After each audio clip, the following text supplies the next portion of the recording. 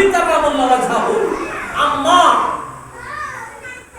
যখন উনি খানায় কাবার মাথা ঝাড়ু দিতে দিতে হঠাৎ করে পেটের ব্যথা শুরু হয়ে গেল। আল্লাহ নির্দেশ খানায় কাবার মধ্যে ঢুকে গেলেন। ঢুকে যাওয়ার পরে একটা সন্তান জন্মগ্রহণ করলেন। সেই সন্তান জন্ম হওয়ার পরে চিন্তা করুন, আল্লাহর ঘর খানায় কাবার জন্ম হয়, এটা কপালের ব্যাপার কি? কপালে থাকা লাগে কিনা? কপালের ব্যাপার। তো খানায় কাবা তোমার জন্ম হওয়ার পরে উনি খানায় কাবার জন্ম হওয়ার 3 দিন পর পর্যন্ত চোখ ভরে না,